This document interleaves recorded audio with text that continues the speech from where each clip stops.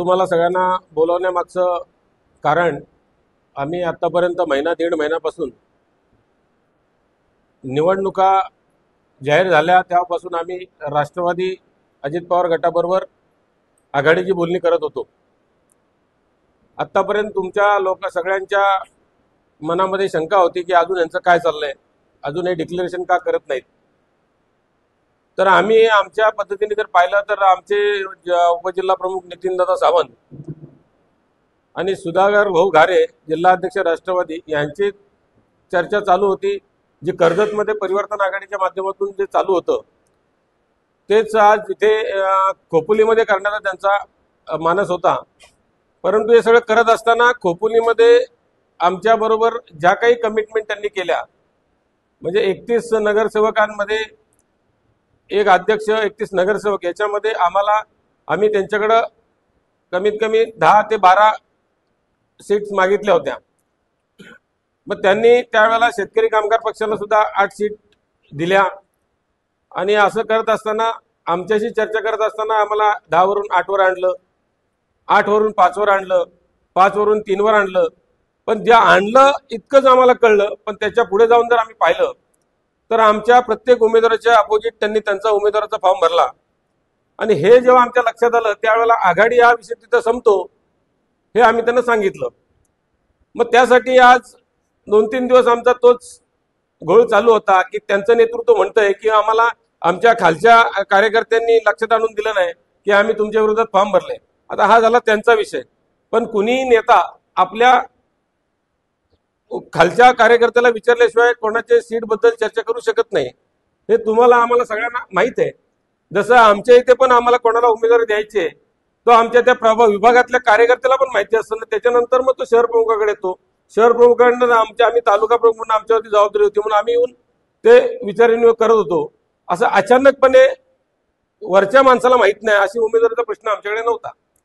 परंतु त्यांनी थोडक्यात सांगायचं झालं तर राष्ट्रवादींनी आमची दिशाभूल केली की आम्हाला प्रत्येक वेळी त्यांनी विश्वासात न घेता आम्हाला गृहीत धरलं।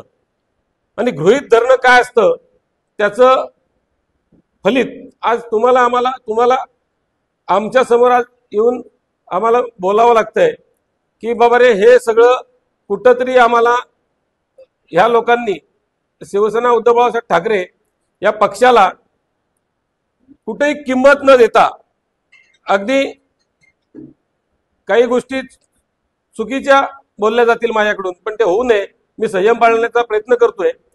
परंतु खिचगिंतीत न पकडता आम्ही आमच्याकडून हे जातील कुठे, कारण त्यांचा गोड गैरसमज आमच्या बाबतीत झाला की आम्हाला आमच्या पक्षा प्रमुखांचा आदेश आहे की शिंदे गट आणि भारतीय जनता पार्टीबरोबर आपल्याला युती आघाडी करायची नाही, आणि म्हणून ह्या लोकांनी आमचा गैरफायदा घेण्याचा प्रयत्न केला असं मला वाटतंय।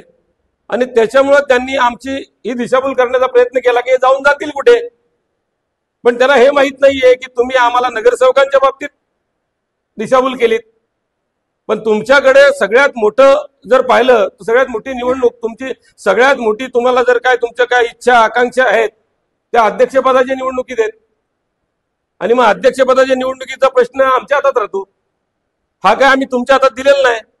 आणि जरी त्यांना असं वाटलं की बाबा ते आम्हाला 8 सीट देत होते, 5 देत होते, आम्ही 5ला पण समाधानी होतो, 3ला पण होतो, पण तरी तिथेही आमची दिशाभूल झाली होऊन सुद्धा आम्ही खचलो नाही।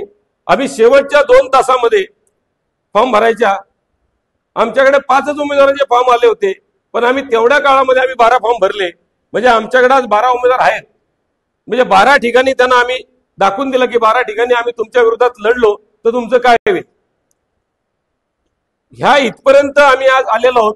आणि हे आतापर्यंत आज 2 दिवस ज्या कर्जतमधली बातमी असेल, इथली बातमी असेल, जे काय मांडण्याचा तुम्ही पत्रकारांनी प्रयत्न केलात तो 100% बरोबर नसेल, पण त्याच्या काही अंशी तो बरोबर आहे।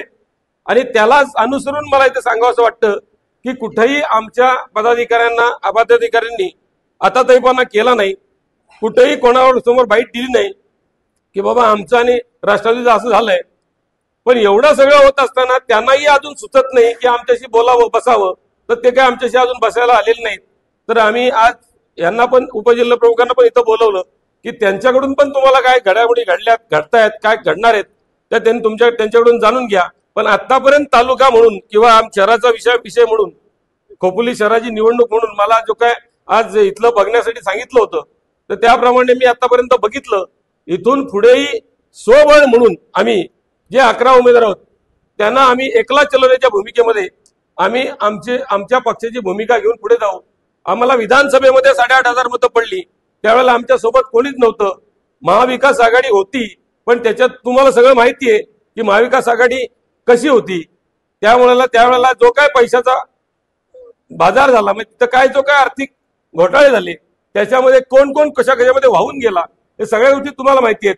पण या शिवसेना उद्धव बाळासाहेब ठाकरे पक्षाचे निष्ठावंत कार्यकर्ते, निष्ठावंत शिवसैनिक हा जागेवर थांबला आणि जागेवर थांबल्याचं फलित तुम्ही पाहिलं असेल की एवढे पैसे वाटून सुद्धा ते 11,000वर गेले, एवढे पैसे वाटून सुद्धा ते 15,000च्या वरती गेले.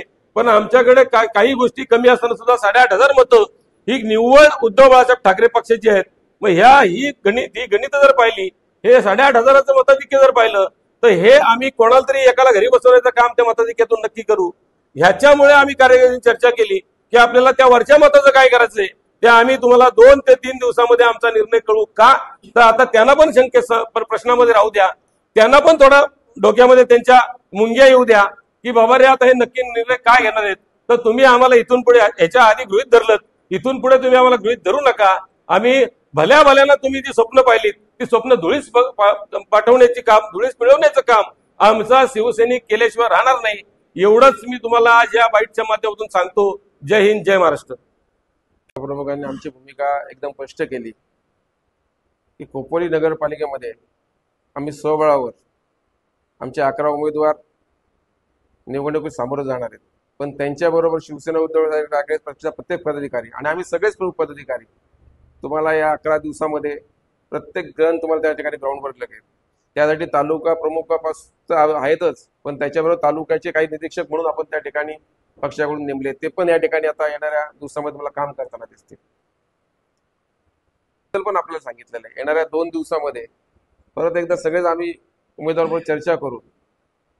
तो निर्णय असेल तो 2 दिवसात तुम्हाला त्या ठिकाणी परत एकदा बोलवून तुम्हाला सगळ्यांच्या समोर तो कळवण्यात येईल.